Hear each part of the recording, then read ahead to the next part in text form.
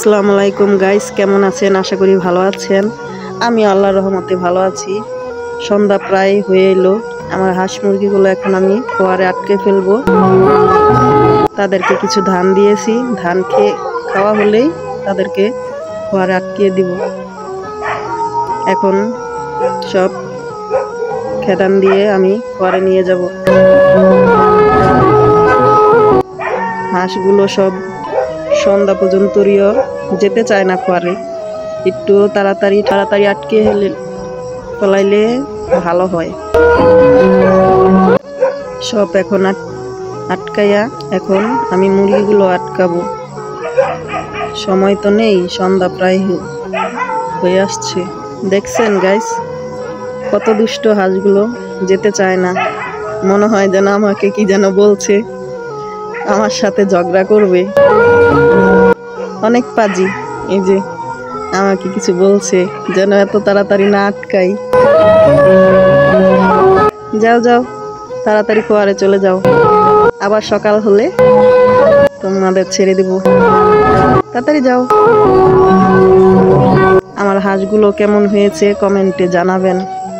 প্রথম আপনাদের দোয়া ভালোবাসা দরকার, প্রয়োজন। আমার হাঁসগুলোর জন্য দোয়া করবেন। কিছুদিন আগে একটু অসুস্থ হয়ে গেছিল, আমি পশু হাসপাতাল থেকে চিকিৎসা দেওয়ার পরে আলহামদুলিল্লাহ এখন তারা পুরোপুরি সুস্থ, ডিমও দিচ্ছে। একটা হাঁস কিছু ডিম নিয়ে আমি আবার কুচায় বসিয়ে দিয়েছি। তারা ইনশাল্লাহ 1 মাস 10 দিন পরে সে বাচ্চা দিবে। তাদের জন্য সবাই দোয়া করবেন। আমার বাচ্চাগুলো যাতে পরিপূর্ণভাবে ফুটলে তো আশা করি আপনাদের সাথে শেয়ার করব, যেহেতু আপনাদের আমি ফ্যামিলি বানিয়েছি। আপনারা যদি সাপোর্ট না দেন তাহলে তো আর থাকতে পারবো না। এখন মুরগিগুলোকে আটকাতে হবে। আরও মুরগি আছে, আস্তে আস্তে দেখাবো।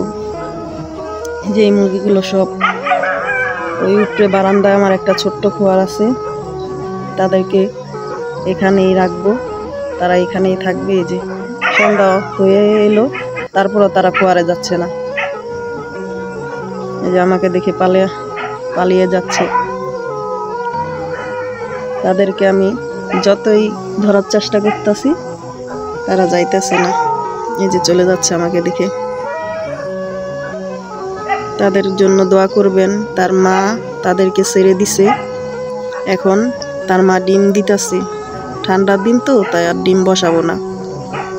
তাদেরকে লালন পালন করতেছি। তারা ভাই বোন হলো 10 জন। আপনারা সবাই আমাকে সাপোর্ট করবেন, সাবস্ক্রাইবার করে দিবেন। আমার চ্যানেলটা নতুন তো, তাই